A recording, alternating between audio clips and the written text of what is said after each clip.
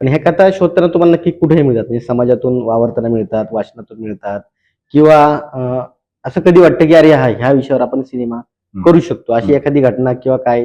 ते जिप्सी कसं वाटलं ते? म्हणजे कुठली घटना असं झालं की जिप्सी या विषयावर लिहायला तुम्हाला वाटलं? मुळात कथा जी आहे ती आपल्याला समाजात वावरतानाच सगळ्या गोष्टी ह्या सगळ्यात त्याच्या कथा भेटण्याचीच माध्यम आहेत. म्हणजे वाचन माझं बऱ्यापैकी आहे वाचन. जास्त माझं दलित साहित्याचं वाचन आहे. ते मी मुद्दाम दलित साहित्य याच्यासाठी उल्लेख करतो की त्याच्यातूनच आलेली ही जिप्सीची गोष्ट आहे. तर वाचनातून गोष्टी बऱ्याच आपल्याला माहित होतात, काही कल्पना सुचतात किंवा आपल्याला वाटतं की ह्या गोष्टीवरती आपण रिसर्च केला पाहिजे. ते वाचनातून घडतं. समाजात वावरत असताना आपण जरा थोडं ऑब्झर्वेशन ठेवलं की आपल्याला त्या गोष्टी दिसत असतात आणि एखादी गोष्ट आपल्याला ती भावते, आवडते आणि आपण मग त्याच्यामध्ये आपण ती निवडत असतो गोष्ट. अशा प्रकारे ती होती त्याची निवड.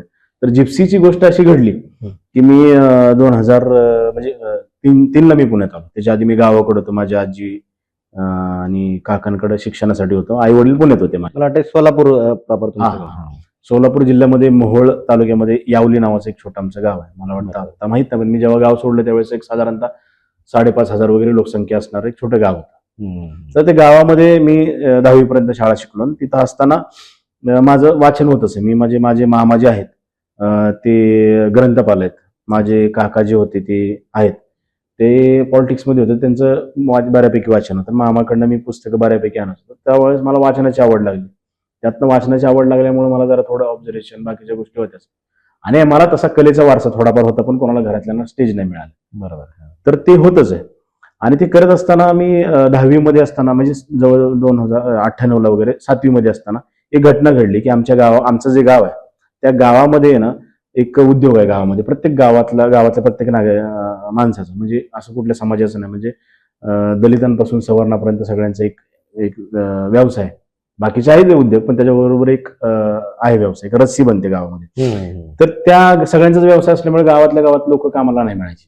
आणि असं झालं की त्या काळामध्ये एक डोंबारी समाजाचं एक कुटुंब होतं. उत्तम पवार नावाचा एक डोंबारी समाजातला एक व्यक्ती आहे.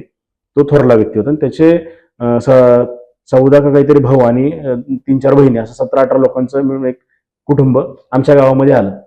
आणि ते जो काळ होता त्या काळामध्ये एंटरटेनमेंटची साधने एवढी वाढली होती की टीव्ही आलता, घराघरात टीव्ही, तेव्हा सिरियल बघायची बायका गावात.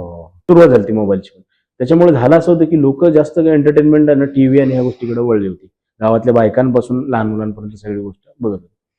आणि हे जे समाजामध्ये फिरून जे एंटरटेनमेंट करणारे लोक आहेत, म्हणजे डोंबारे आहेत, असे खेळ करणारे वगैरे, तर ह्यांचं आहे ना कोणी जाऊन कोणी आता बघत नव्हतं त्या काळात. आणि ती उपस्मारच ऍक्च्युली होत चालली होती. ही लोक सुद्धा अशी नवीन काहीतरी शोधायच्या प्रयत्नात होती. आणि त्यावेळेस काय झालं की 2000 आठवतं मला 98च्या वगैरे आसपास, तर तो पूर्ण फॅमिली आहे ना आमच्या गावात आली आणि त्यांनी खेळ केला. पण मला वाटतं की त्यांनी खेळ तो डोंबाऱ्याचा केल्यानंतर त्यांना मला वाटतं की सगळ्या लोकांना मिळून, ती जेवढी काही लोक होती त्यांची मिळून, मला वाटतं 50 लोकांचं सगळं ते फॅमिली असेल मिळून, सगळे त्याची मुलं, त्यांच्या बायका, हे ते मिळून, तर त्यांना 100 रुपये एका खेळाचे जास्तीत जास्त मिळले असते. पण ते आमच्या गावामध्ये ना त्यांना ते काम मिळालं. जे रस्सीचं जे बनवतात ना ते काम मिळालं. आणि एका माणसाला कमीत कमी 100 रुपये मिळायला लागले त्यावेळेस, मिळाले असते. बरोबर. तर त्यांना त्याला भारी वाटलं की अरे आपण सगळी फॅमिली एवढं काम करून आपल्याला 100 रुपये मिळतात खेळ करून, आणि एकाच माणसाला इथं 100 रुपये मिळाले. त्यांना लय भारी वाटलं आणि ते थांबले तिथं आणि 2-4 दिवस थांबले, ते काम करायला लागले. पण आता शेवटी कसं होतं, जे भटकी लोक आतापर्यंत न सुधारण्याच्या पाठीमागं एक महत्वाची जी गोष्ट असेल ना, तर ती आहे त्यांचा मूळचा स्वभाव, की त्यांना एका ठिकाणी राहावं वाटत. बरोबर. स्थलांतरित होत. त्यांना ती सवयच लागलेली. आणि ते थोडे दिवस राहिले आणि परत 4-5 दिवसानंतर त्यांना ते काय बोर व्हायला लागलं, काय व्हायला मला माहित नाही. 4-5 दिवसानंतर सगळे निघून गेले. पण त्याच्यामध्ये उत्तम पवार जो प्रमुख, तर त्याने ठरवलं की नाही, मी इथंच थांबणार, हे जे काय काम धंदा आहे ते हे करणार, ह्याच्यातून आपल्याला काय पोट पण भरत नाही, जे डोंबाऱ्याचे खेळ करून.